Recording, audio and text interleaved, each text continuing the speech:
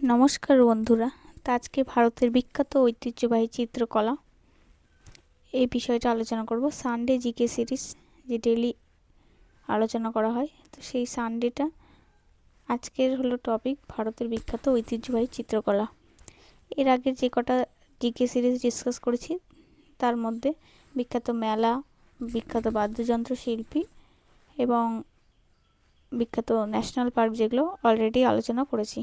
তো যা যা দেখোনি অবশ্যই দেখে নেবে। এই সানডে জিকে সিরিজগুলো একটু করে দেখলে তোমাদের জিকে পার্টটা কিন্তু কনসেপ্ট ক্লিয়ার হয়ে যাবে। আজকের টপিকে দেখো, তো ভারতের যে বিখ্যাত লোকচিত্রকলা বা ট্র্যাডিশনাল পেন্টিং, এগুলোর প্রধান বৈশিষ্ট্য কী বলেছে? এগুলিতে কোনো রাসায়নিক রং ব্যবহার করা হয় না।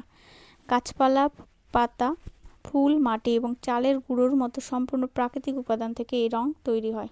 হলো, এগুলো থেকে অনেক কোশ্চিন আসে, তো এগুলো একবার কনসেপ্ট ক্লিয়ার করে নিলে তোমাদের কিন্তু আর সমস্যা হবে না। তো প্রথমে দেখো মধুবনী চিত্রকলা। এই মধুবনী চিত্রকলাটা কোথায়? বিহারে। হলো, এবারে যে ইমেজটা ভালো করে লক্ষ্য করো, ইমেজের ধরনটা দেখলে তোমরা অনেকটা আইডিয়া পাবে। এই যে এখানে কে, এই যে ভগবান কৃষ্ণ, তার সাথে রাধা, এইভাবে যে ভগবান রাধা কৃষ্ণ যে নিয়ে তাদের বিষয় নিয়ে যে এখানে বিভিন্ন রকম পেন্টিং করা আছে, তো সেটা হলো মধুবনী। একে মিথিলা চিত্রকলাও বলা হয়, কেননা এটা বিহারের মিথিলা অঞ্চলে এর উৎপত্তি। এবার দেখো, উৎপত্তি তো জানলামই, কোথায়? বিহারের মিথিলা অঞ্চল। মূলত নারীদের দ্বারা গৃহের দেওয়ালে আঁকা হতো। এগুলো এরকম ডিজাইনগুলো আমরা দেখি গৃহের যে দ্বারগুলো, দরজা, সেগুলোতে আঁকা হতো। এবার শৈলী দেখো, এতে কোনো ফাঁকা জায়গা রাখা হয় না। চিত্রের ফাঁকা অংশগুলো ফুল, লতাপাতা বা জ্যামিতিক নকশা দিয়ে ভরাট করা হয়।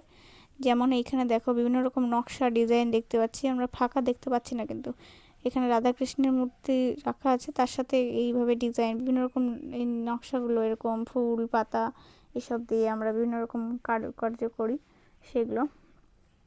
তো তারপরে দেখো এর বিষয়বস্তু কি? বিষয়বস্তুতে আমরা বুঝতেই পারলাম যে রাধাকৃষ্ণ, আবার অনেক ক্ষেত্রে শিব পার্বতী, তারপরে প্রকৃতি বিষয়, সূর্য চন্দ্র মাছ এসব, আবার রামায়ণ মহাভারতের কাহিনী, এসব বিষয়ে কিন্তু ছবি আঁকা হয়।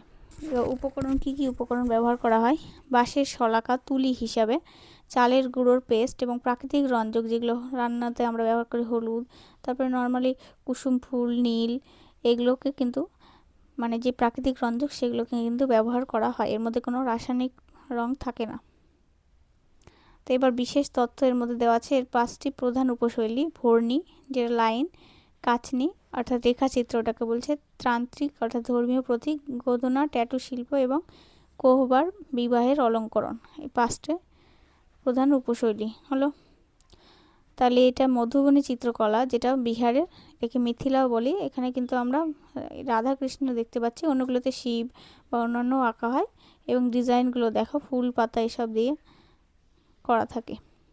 হলো, এবার বিখ্যাত শিল্পী দেখো, মহাসুন্দরী দেবী, ভারতী দয়াল, জগদম্বা দেবী। তো মধুবনী চিত্রকলার বিখ্যাত শিল্পী এই কয়জন: মহাসুন্দরী দেবী, ভারতী দয়াল, জগদম্বা দেবী। নেক্সট হলো পটচিত্র। পটচিত্র কোথায় দেখা যায়? ওড়িশা ও পশ্চিমবঙ্গে। তো এই পটচিত্রে এখানে ছবি দেখো, উড়িষ্যাতে আমরা জানি, আর এখন বর্তমানে রথযাত্রার উৎসব চলছে, তো ভগবান জগন্নাথ, তার সাথে বলরাম এবং সুভদ্রা, তো এরকম পটচিত্র আঁকানো হয়। দেখো এখানে রথের ছবি, তার সাথে ময়ূর, বিভিন্ন রকম এই যে ডিজাইন, এগুলো দেখো। দেখবে যে অনেক সময় বাঙালি বিয়েতে ওই ধরনের কলকার মতো ডিজাইনগুলো করা হয়। তো এইটা হলো পটচিত্র, ওড়িশা আর পশ্চিমবঙ্গে। পট্ট শব্দের অর্থ অর্থাৎ কাপড়, চিত্র মানে ছবি। তাহলে এটা কার উপর আঁকা হচ্ছে? একটা দেখো, এটা একটা কাপড়ের উপর, এই যে সাদা, এটা একটা কাপড়ের উপর এরকম একটা ডিজাইন, কাপড়ের উপর আঁকা ছবি। উৎপত্তি বা স্থান, ওড়িশার রঘু রাজপুর যেটা গ্রাম, এবং বাংলার গ্রামীণ অঞ্চলগুলোতে এটার উৎপত্তি। শৈলী দেখো, অত্যন্ত সুশৃঙ্খল এবং ঐতিহ্যবাহী ধারা, দীর্ঘ সময় ধরে কঠোর নিয়মে চিত্র আঁকা হয়। বিষয়বস্তু প্রধানত জগন্নাথ দেবের কাহিনী, শ্রীকৃষ্ণের লীলা এবং লোকগাথা। এবার উপকরণ কি কি ব্যবহার করা হয়? কাপড় বা ক্যানভাসে তেঁতুল বিচির আঠা ও চক পাউডারের মিশ্রণ অর্থাৎ পট্টি ব্যবহার করা হয়, যা কাপড়কে শক্ত এবং মসৃণ করে, আর প্রাকৃতিকভাবে তৈরি উজ্জ্বল রং ব্যবহার করা হয়। উড়িষ্যার শৈলী দেখো, এটি পুরীর জগন্নাথ সংস্কৃতির সাথে গভীরভাবে যুক্ত। জগন্নাথ, বলরাম এবং সুভদ্রার কাহিনী এতে মূলত প্রদর্শিত হয়। আর পশ্চিমবঙ্গ শৈলী, মেদিনীপুরের পিংলা বা নয়া গ্রামের পটুয়ারা কাপড়ের উপর বা কাগজের স্ক্রোলে এই ছবি আঁকেন। ছবি দেখানোর সাথে সাথে তারা এক ধরনের গান গান, যাকে পটের গান বলা হয়। হলো, তাহলে মধুবনীর পরে আমরা আলোচনা করলাম হলো পটচিত্র, যেটা ওড়িশা এবং পশ্চিমবঙ্গের। মধুবনীটা হলো বিহারের, সেটাকে মিথিলাও বলা হয়। এবার আসবো ওয়ার্লি চিত্রকলা, ওয়ার্লি পেন্টিং, সেটা কোথায়? মহারাষ্ট্রে দেখা যায়। তো ওয়ার্লি দেখো, ছবিটা দেখো, অনেক সময় দেখি আমরা এরকম ধরনের শাড়িতে এই ডিজাইনগুলো দেখতে পাই। এগুলো দেওয়ালেরও কিন্তু অনেক রকমের থাকে এই ধরনের, তাই না? ওয়ার্লি চিত্রকলা। তো এবার এর বিশেষটা জানি। দেখো ইতিহাস দেখো, মহারাষ্ট্রের স্থানীয় অঞ্চলে ওয়ার্লি নামক আদিবাসী উপজাতি এই চিত্রকলার জনক। উৎপত্তি ও স্থান, মহারাষ্ট্রের ওয়ার্লি উপজাতিদের মধ্যে জনপ্রিয়। শৈলী দেখো, জ্যামিতিক নকশা, যেমন বৃত্ত, ত্রিভুজ ও বর্গক্ষেত্রের ব্যবহার। বৃত্ত সূর্যের প্রতীক, তারপর ত্রিভুজ পাহাড় বা গাছের, এবং বর্গক্ষেত্র পবিত্র ভূমির বা বেদির প্রতীক।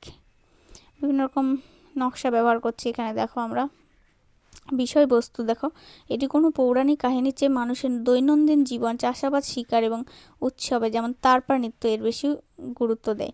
আমরা আগেরগুলো দেখলাম পৌরাণিক কাহিনী, জগন্নাথ দেব, তারপরে ভগবান যাদের, তাদের বিষয়গুলো। কিন্তু এখানে যেগুলো মানুষের দৈনিক মানে জীবনযাত্রা, যেটা যেমন এই ছবিগুলোতে যে বাড়ি, তারপরে ঘোড়ায় করে যাচ্ছে শিকার করতে, সবাই একসাথে দল বেঁধে আছে।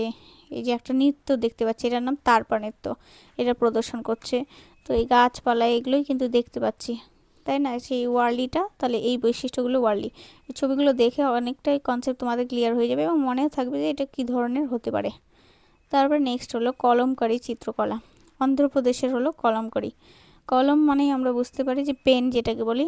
কারি মানে কাজ, এবার অর্থাৎ বাঁশের যেটা কলম, বিশেষভাবে বাঁশের কলম দিয়ে কাপড়ের উপর করা কাজ। তো বৈশিষ্ট্য দেখো, সুতি কাপড়ের উপর সম্পূর্ণ প্রাকৃতিক উপায়ে ডাই বা রং ব্যবহার করে হিন্দু পুরাণের গল্প, যেমন রামায়ণ, মহাভারত ফুটিয়ে তোলা হয়। এর প্রধান দুটি শৈলী আছে, শ্রীকালহস্তি সম্পূর্ণ হাতে আঁকা, আর মছলিপত্তনম ব্লক প্রিন্টিং। আমরা অনেক সময় দেখি, এখন ইউটিউব ভিডিওতে অনেকেই দেখি ব্লক প্রিন্টিং করে শাড়ির উপর বা এর উপর, সেটাকে মছলিপত্তনম। আর যেটা শ্রীকালহস্তি, সেটা হাতে সম্পূর্ণ আঁকা। তো এই দেখো পিকচারটাতে, যেটা শাড়ির উপর আমরা এই ধরনের যে করি, অনেক রকম ডিজাইন এগুলো দেখতে পাই। কলমকারি, অনেক সময় কলমকারি শাড়িও পাওয়া যায়, বোঝা গেল। সেগুলো হলো অন্ধ্রপ্রদেশের। তারপর আছে কালীঘাট পটচিত্র, এটা হলো পশ্চিমবঙ্গে। কেন? আমরা জানি যে 19 শতকে কলকাতার বিখ্যাত কালীঘাট মন্দিরের আশেপাশে চিত্রকলার বিকাশ ঘটে এবং গ্রামীণ পটুয়ারা কলকাতায় এসে এই শিল্প শুরু করেন। এটি জল রঙে যে ওয়াটার কালার, যেটা সেটাতে আঁকা হতো। এতে শুধু পৌরাণিক কাহিনী নয়, বরং তৎকালীন বাবু সংস্কৃতি, ব্যঙ্গচিত্র, সামাজিক ভণ্ডামি, সাধারণ মানুষের দৈনন্দিন জীবনকে খুব সহজ কিন্তু শক্তিশালী রেখায় ফুটিয়ে তোলা হতো। এই যে আমরা যে জানি কালীঘাটের যে ছবি, এই ধরনের আঁকানো হতো। তারপর আছে পিথোরা চিত্রকলা, পিথোরা পেন্টিং। গুজরাট ও মধ্যপ্রদেশে দেখা যায়। গুজরাট ও মধ্যপ্রদেশে ভিলজে এবং রাথোয়া উপজাতির একটি অত্যন্ত পবিত্র লোক চিত্রকলা। বৈশিষ্ট্য দেখো, এটি মূলত ঘরের দেওয়ালে তাদের প্রধান দেবতা বাবা পিথোরার উদ্দেশ্যে কৃতজ্ঞতা জানাতে আঁকা হয়। এই চিত্রকলার প্রধান আকর্ষণ হলো ঘোড়ার ছবি। এই ছবিটা দেখাবো একটু পরে। তো এই ছবিটা দেখালেই কিন্তু বুঝতে পারবে যে পিথোরা মানে কিন্তু এখানে অনেকগুলো ঘোড়ার ছবি। পশুপালন এবং কৃষির সমৃদ্ধির কামনায় এই ছবি আঁকা হয়। দেখো এগুলো রং বেরঙেই কিন্তু ঘোড়া, তাই না? তাহলে আমরা ঘোড়া বা হাতি আছে, অনেক কিছু আছে। তো এই ধরনের ছবিগুলো দেখলে তোমরা কনসেপ্টটা একদম ভালোভাবে বুঝতে পারবে যে এইটাতে বোঝা যাচ্ছে তার মানে এটা কোন ধরনের পিথোরা। আর পিথোরাতে তাহলে এই ঘোড়া ছবি বিশেষত্ব থাকে। তারপরে হলো ফর চিত্র, ফর পেন্টিং, যেটা রাজস্থানে। আর এটি একটি ধরনের স্ক্রল পেন্টিং, কাপড়ের লম্বা প্যানেলে বীর গাথা, অর্থাৎ বাবুজি বা দেবনারায়ণ ফুটিয়ে তোলা হয়। দেখো কাপড় যেগুলো লম্বা প্যানেল যেটাতে, সেটাতে কিন্তু এই যে বীর গাথা, যেটা কিভাবে লড়াই করছে, এই যে দেবী মূর্তি দিয়ে যে বীর গাথাগুলো, সেগুলো কিন্তু ফুটিয়ে তোলা হয়। এটার নাম হলো ফার। হলো, নেক্সট হলো তাঞ্জোর চিত্র। তাঞ্জোর দেখো, তামিলনাড়ু তাঞ্জাউর বলতেই বোঝা যাচ্ছে তামিলনাড়ু। উজ্জ্বল রঙের ব্যবহার এবং সবচেয়ে বড় বৈশিষ্ট্য হলো সোনার পাতের অর্থাৎ গোল্ড ফয়েল কাজ, মূল্যবান পাথরের ব্যবহার করায়। এই যে এইবার ছবিটা দেখো, গোল্ড ফয়েলের কাজটা কি সুন্দর করেছে। এই যে রাধাকৃষ্ণের ছবিটাতে এত সুন্দরভাবে এগুলো ছবি ফুটিয়ে তুলেছে। এই যে গোল্ড ফয়েলের কাজ যেগুলো, এই ডিজাইনগুলো, গহনাগুলো, তাহলে এটা কোথায়? তাঞ্জোর, তামিলনাড়ুতে হলো। তো এই ছিল ভারতের বিখ্যাত চিত্রকলা। এরপরে কয়েকটা এমসিকিউ আছে, এগুলো প্র্যাকটিস করলে তোমাদের এই পার্টটা থেকে জিকে পার্টটা কিন্তু অলরেডি ক্লিয়ার হয়ে যাবে। তো দেখো কি বলেছে, মধুবনী চিত্রকলা ভারতের কোন রাজ্যের একটি ঐতিহ্যবাহী লোকশিল্প? উত্তরপ্রদেশ, বিহার, ওড়িশা, রাজস্থান। তাহলে আমরা দেখলাম কি মধুবনী কোথাকার? বিহারের। মাটির দেওয়ালে গোবরের প্রলেপ দিয়ে শুধুমাত্র চালের গুঁড়ার পেস্ট এবং জ্যামিতিক আকারের সাহায্যে তৈরি ওয়ার্লি চিত্রকলা কোন রাজ্যের আদিবাসীদের সৃষ্টি? মধ্যপ্রদেশ, গুজরাট, মহারাষ্ট্র, ঝাড়খণ্ড। তাহলে আমরা দেখলাম কোনটা? ওয়ার্লি, তাই না? দেখো ওয়ার্লি চিত্রকলা কোনটাতে ছিল, কোন রাজ্যে? এই যে এটা ওয়ার্লি, ওয়ার্লি কিন্তু মহারাষ্ট্রের। এই যে, তাহলে ওয়ার্লি চিত্রকলা কোথায় দেখতে পাচ্ছি আমরা? মাটির দেওয়ালে গোবরের যে প্রলেপ দিয়ে শুধুমাত্র চালের গুঁড়ো, সেটা হলো মধ্যপ্রদেশ হলো।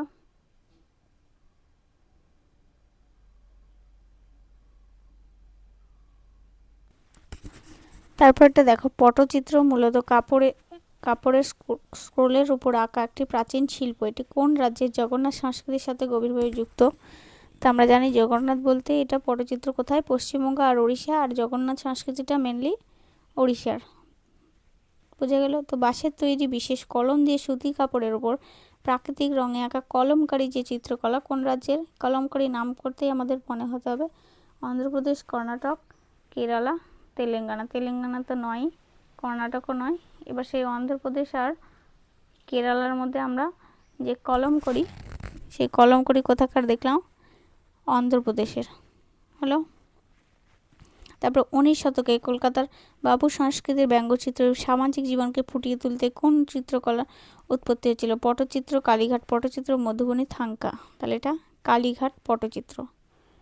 গুজরাট ও মধ্যপ্রদেশের ভিল এবং রাখোয়া উপজাতির অত্যন্ত পবিত্র পৃথরা চিত্রকলা নিচের কোন প্রাণীর ছবি সবচেয়ে বেশি বাধ্যতামূলকভাবে আঁকা হয়? এর মধ্যে সবথেকে বেশি আমরা কোনটা আঁকি? হাতির ছবি, বাঘের ছবি, ঘোড়া, ময়ূর। সব থেকে বেশি আঁকি ঘোড়ার ছবি বাধ্যতামূলকভাবে, কারণ ওটা ঘোড়ারই মেন বৈশিষ্ট্য। তারপর মধুবনী চিত্রকলার আরেকটি জনপ্রিয় নাম কি? সেটা হলো মগধ, মিথিলা, ভোজপুরি, অঙ্গ, মিথিলা, তাই না? তারপর পশ্চিমবঙ্গের কোন জেলায় নয়াগ্রাম বা পিংলা অঞ্চলটি পটুয়াদের ঐতিহ্যবাহী পটচিত্র এবং পটের গানের জন্য বিখ্যাত? পুরুলিয়া, বাঁকুড়া, পশ্চিম মেদিনীপুর, বীরভূম। এটা পশ্চিম মেদিনীপুর। নেক্সট হলো কলমকারী চিত্রকলার বিখ্যাত শ্রীকালহস্তি শৈলীতে মূলত কিভাবে ছবি আঁকা হয়? কাঠের ব্লক প্রিন্টিং তো এটা তো হয় না, কলম মানে শ্রীকালহস্তিতে নয়, সম্পূর্ণ হাত এবং বাঁশের কলমের সাহায্যে। হ্যাঁ, কাচের উপর খোদাই করে না, কাপড়ের সুতোর কাজ করে। এটা হস্ত, যেটা শ্রীকালহস্তি মানে হাতে করা হয়। নিচের কোন চিত্রকলা বা চিত্রশৈলীটি তিব্বতী বৌদ্ধ ধর্মের সঙ্গে যুক্ত এবং এটি কাপড় বা সিল্কের স্ক্রোলের উপর বুদ্ধের জীবন কাহিনী নিয়ে আঁকা হয়? এটা ভালো করে দেখবে। কাংড়া চিত্রকলা, থাঙ্কা চিত্রকলা, গন্ডোয়ানা, বসহলি। তাহলে এটা থাঙ্কা চিত্রকলা। কোন চিত্রকলায় সোনা বা গোল্ড ফয়েলের কাজ এবং মূল্যবান পাথরের ব্যবহার দেখা যায়? আমরা সোনার দেখতে পাই কোনটাতে? ওয়ার্লি, পিথোরা, তাঞ্জোর, কালামকারী। তাহলে এটা দেখলাম আমরা কোনটাতে? তাঞ্জোরে। ফার চিত্রকলার বিশেষত্ব কি? এটি দেওয়াল চিত্র, এটি কাপড়ের উপর স্ক্রল পেন্টিং, এতে সোনার কাজ থাকে, এটি মাটির পাত্রে আঁকা হয়। এটা কি? কাপড়ের উপর স্ক্রল পেন্টিং। তো এই কটাই এমসিকিউ ছিল। আশা করি তোমাদের স্ট্যাটিক জিকের পার্টটা ক্লিয়ার হয়েছে। এরপরের দিন আরও একটা স্ট্যাটিক জিকের পার্ট ডিসকাস করব। এভাবে করে যদি তোমরা একটা পার্ট করে ডিসকাস অলরেডি দেখো, তো তোমাদের কিন্তু কনসেপ্টগুলো ক্লিয়ার হবে এবং এক্সামের আগে রিভিশন করলে হয়ে যাবে। তো আজকে এই পর্যন্ত থাকলো, নেক্সট ভিডিওতে দেখা হচ্ছে। ধন্যবাদ।